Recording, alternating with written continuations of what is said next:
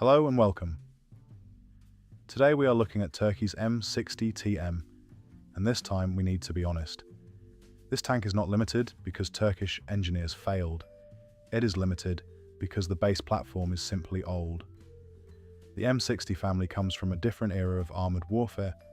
It was designed before modern anti-tank missiles became common, before FPV drones started hunting vehicles from above, and before every battlefield was filled with thermal cameras, loitering munitions and cheap precision threats. So yes, the M60TM is modernized, but no, that does not make it a true modern main battle tank. The M60TM is based on the M60T, Turkey's upgraded Sabra version of the older M60. That upgrade gave the tank a 120mm smoothbore gun, better fire control, improved armor, and stronger mobility.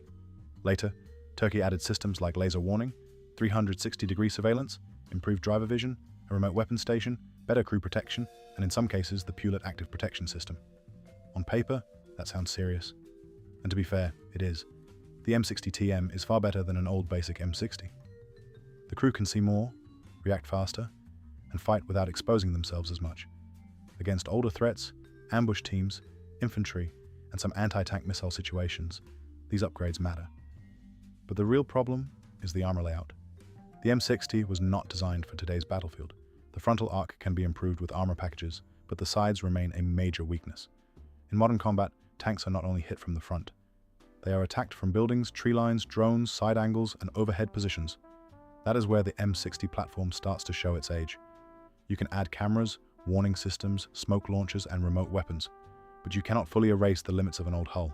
The side armor is not in the same class as a modern heavy tank, and against tandem warhead missiles, top attack munitions, and FPV drones, the M60TM becomes much more vulnerable than its upgraded look suggests. PULAT active protection is important, but it should not be exaggerated. Public information suggests it was fitted to a limited number of M60TM tanks, not necessarily the entire fleet. And even with active protection, no tank gets a full shield against drones, top attack weapons, or multiple attacks from different directions. Active protection helps, but it does not make an old tank immortal. This is why the M60TM is a mixed story. As a modernization program, it is smart. As a frontline tank for the harshest modern battlefield, it is questionable. The sensors are better, the fire control is better, the remote weapon station is useful, and crew protection improved, but the vehicle is still old, tall, and limited in armor growth. Turkey's bigger tank problem explains why the M60TM still exists. The Turkish army has many older tanks. The Leopard 2A4 also needs modernization. The Altay is supposed to be the long-term national solution, but it has taken years to enter service in meaningful numbers. So Turkey needs a bridge. The M60TM is that bridge, but a bridge is not the final answer. The M60TM can still work in border operations, fire support, overwatch, and lower intensity armored roles. It can be useful if it is protected by infantry, artillery, air defense, and counter-drone systems. But if it is pushed forward like a modern breakthrough tank, it becomes a very expensive target.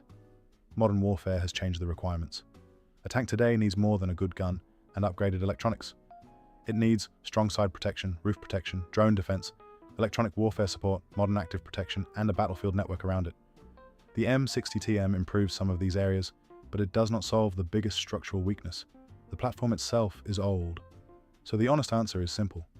The M60TM is not useless. It is much better than leaving old M60s untouched. It gives Turkey usable armor while Altay and Leopard upgrades continue, but it should not be treated as the backbone of a modern armored force for the next decade. Its biggest strength is that it buys time. Its biggest weakness is that time is running out for this kind of tank. I really like replying personally to your comments. So what do you think? Is the M60TM a smart way to keep old armor useful? Or is Turkey trying too hard to save a tank that modern warfare has already left behind?